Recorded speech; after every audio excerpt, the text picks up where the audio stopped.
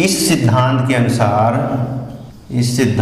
अनुसार सभी जीव एक या एक से अधिक कोशिकाओं से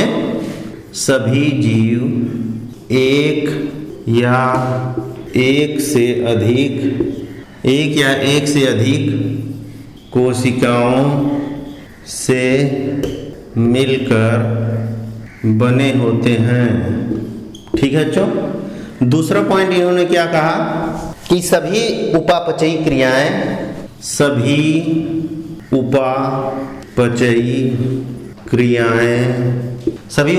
क्रियाएं कोशिका में होती हैं, इसलिए कोशिका को संरचनात्मक तथा क्रियात्मक इकाई कहते हैं। ठीक है बच्चों। कोशिका सिद्धांत के अनुसार जो तीसरा लक्षण है कोशिका को, क्या है बच्चों? सभी कोशिकाएं पूर्ववर्ती कोशिकाओं से बनती हैं। इस स्टेटमेंट को किसने दिया था? एक साइंटिस्ट है बच्चों, रुडोल्फ वर्काउ। इन्होंने अपना ओरिजिनल स्टेटमेंट जो इनका था, ओमनिस सेलुली ए सेलुला, ये किसने दिया था? इसका क्या मतलब हुआ? A cell arise from pre existing cell. ठीक है बच्चों। और लास्ट जो पॉइंट इन्होंने बताया, सभी जीव अपने जीवन का आरंभ, चौथा पॉइंट क्या हुआ?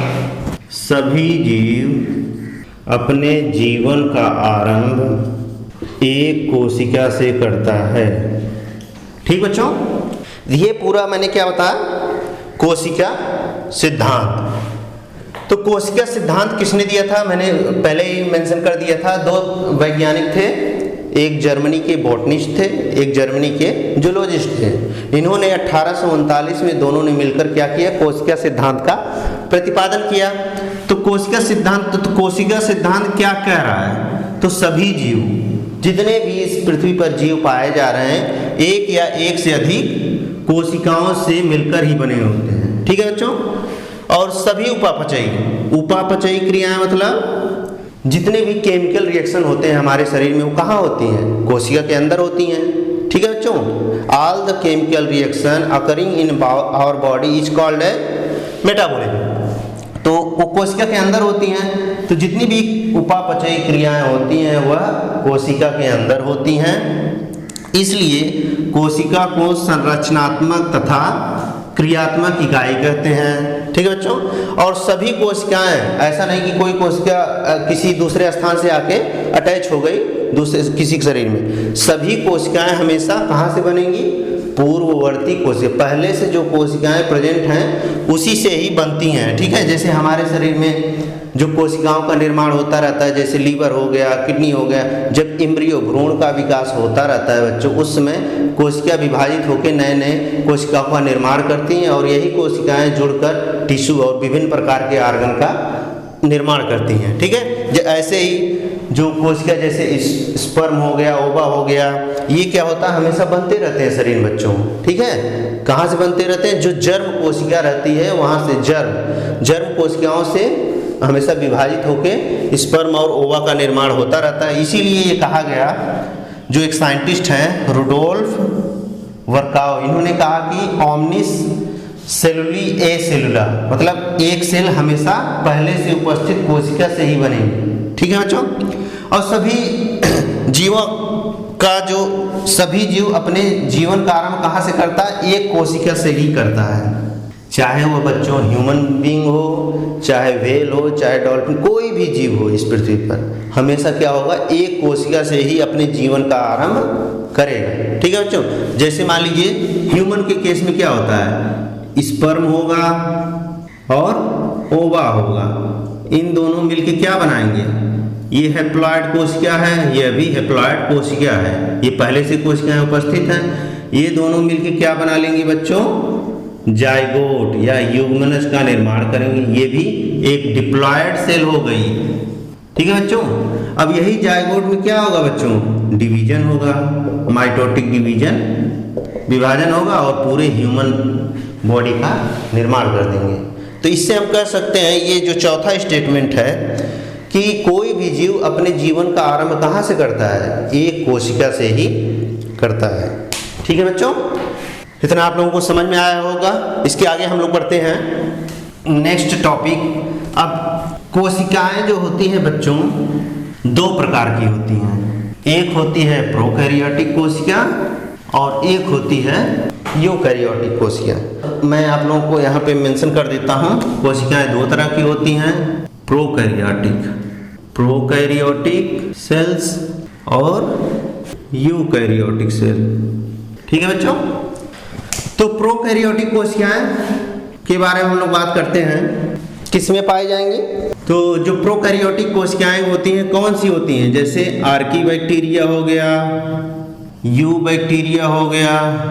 ठीक है बच्चों, ये सब क्या हो जाएंगे, प्रोकैरियोटिक। और इनकी जो साइज होती है बच्चों, और ये कहाँ पे पाई जाएंगी, fungi, protista, fungi, plant and animals, ये सभी क्या हो जाते हैं बच्चों, यूकैरियोटिक। तो प्रोकैरियोटिक कोशिकाओं की जो साइज होती है बच्चों, वो साइज स्मॉल होती है, छोटी साइज होती है। इनकी साइज जनरली 1 से 10 मिलीमीटर तक होती है, 1 to 10 मिलीमीटर। जबकि जो यूकैरियोटिक कोशिकाओं की साइज होती है बच्चों, वो बड़ी, तो साइज लार्जर होती है, 5 से 100 मिलीमीटर। दूसरा डिफरेंस हम लोग देखेंगे कि जो न्यूक्लियस होता है वह एब्सेंट होता है। केंद्रक जो होता है बच्चों, न्यूक्लियस एब्सेंट होता है, और जो यूकैरियोटिक कोशिकाएं होती हैं उसमें न्यूक्लियस प्रेजेंट होता है। ठीक है बच्चों, इसके बाद जो दूसरा अंतर क्या है, ये कंटेन्स सिंगल क्रोमोजोम, ये इसमें केवल एक क्रोमोजोम पाया जाता है, और जो यूकैरियोटिक कोशिकाएं होती हैं ये मोर देन 1 क्रोमोजोम पाया जाता है, एक से अधिक गुणसूत्र पाए जाते हैं, contains more number of chromosome, एक से अधिक गुणसूत्र पाए जाते हैं। और इसमें क्या होता है बच्चों, न्यूक्लियोलस भी एब्सेंट होता है, और इसमें न्यूक्लियोलस प्रेजेंट होता है। और जो यू प्रोकैरियोटिक कोशिकाएं होती हैं बच्चों, इसमें मेम्ब्रेन बाउंड सेल ऑर्गेनेल्स ये एब्सेंट होते हैं, और इसमें membrane bound cell organelles present होते हैं। ठीक बच्चों, और इसमें जो सेल डिवीजन होता है प्रोकैरियोटिक कोशिकाओं में, सेल डिवीजन किसके द्वारा होता है, बडिंग और फिशन के द्वारा होता है। और इसमें क्या होता है बच्चों, सेल डिवीजन माइटोसिस और समसूत्री विभाजन और मियोसिस अर्धसूत्री विभाजन के द्वारा होता है। तो ये डिफरेंस हो गया किसके किसके बीच में, प्रोकैरियोटिक कोशिका और यूकैरियोटिक कोशिका। तो यहाँ नाम से ही मैं आप लोगों को बता दे रहा हूँ, प्रो मतलब बहुत प्रिमिटिव टाइप, प्रिमिटिव आदि जिसे कहेंगे, कैरियन मतलब न्यूक्लियस। ठीक है बच्चों, प्रो मीन्स अगर हम प्रोकैरियोटिक की तोड़ेंगे तो 2 पार्ट में तोड़ देंगे, प्रो और कैरियन। प्रो मतलब प्रिमिटिव टाइप और कैरियन मतलब न्यूक्लियस।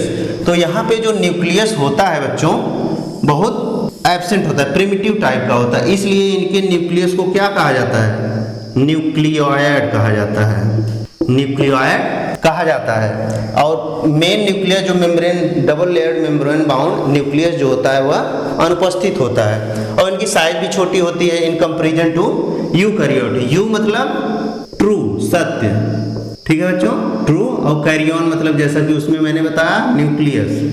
ठीक बच्चों, तो इसमें न्यूक्लियस जो होता है प्रेजेंट होता है, वेल डेवलप्ड न्यूक्लियस होता है, कंटेन्स सिंगल क्रोमोजोम। ठीक है बच्चों, कल मैं इसको अच्छे से आप लोगों को डायग्राम के दोनों प्रोकैरियोटिक और यूकैरियोटिक कोशिका का डायग्राम के साथ बताऊंगा। अभी तो जस्ट अंतर मैं बता दे रहा हूँ इसमें क्या होता है, एक सिंगल क्रोमोसोम होता है, एक गुणसूत्र पाया जाता है, और इसमें जो यूकैरियोटिक कोशिकाएं होती हैं वो एक से अधिक क्रोमोसोम पाए जाते हैं। न्यूक्लियोलस क्या होता है बच्चों, ये न्यूक्लियस हो गया आपका, इसी के अंदर एक और ऑर्गेनेल्स पाया जाता है जो कि कोशिका विभाजन में हेल्प करता है। ये न्यूक्लियस हो गया, और ये पूरा न्यूक्लियस, और ये क्या हो गया बच्चों, न्यूक्लियोलस हो गया। न्यूक्लियस के अंदर ही क्या पाया जाता है, न्यूक्लियोलस।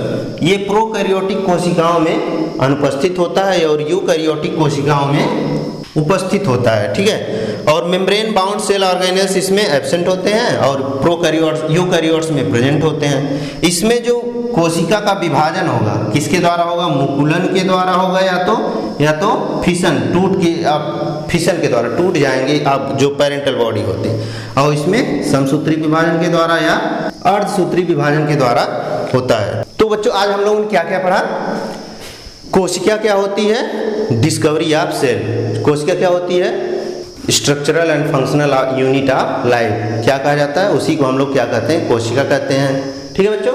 उसकी खोज किसने किया था, हम लोगों ने अच्छे से बात देखा, विभिन्न प्रकार के different large number of scientist are involve in discovery of cell. जैसे रॉबर्ट हुक ने सबसे पहले खोज किया था 1665 ईस्वी में, लेकिन वो कोशिका कैसी थी, डेड सेल थी। बाद में एंटोन वान लीeuwenhoek ने उन्हें क्या किया, लिविंग सेल की खोज किया। कहाँ से किया, पॉन्ड वाटर से।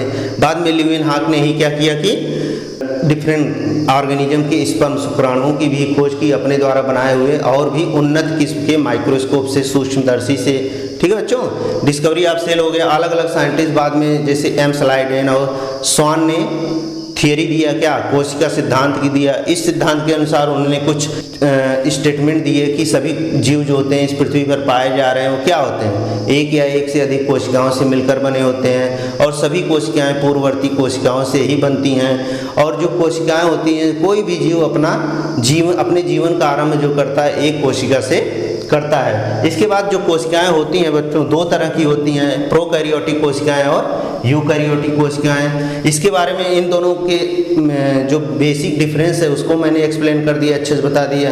अब बच्चों अब अगले क्लास में मैं आप लोगों को इन दोनों जो प्रोकैरियोटिक कोशिकाएं हैं और यूकैरियोटिक कोशिकाएं, इन दोनों का डायग्राम, वेल लेवल्ड डायग्राम अच्छे से बना के तब एक्सप्लेन करूँगा।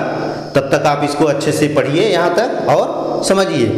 बाकी जो चीज़ें न समझ में उसको आप मुझसे कंसल्ट कर सकते हैं, कमेंट कर सकते हैं, ठीक है बच्चों। Okay, thank you.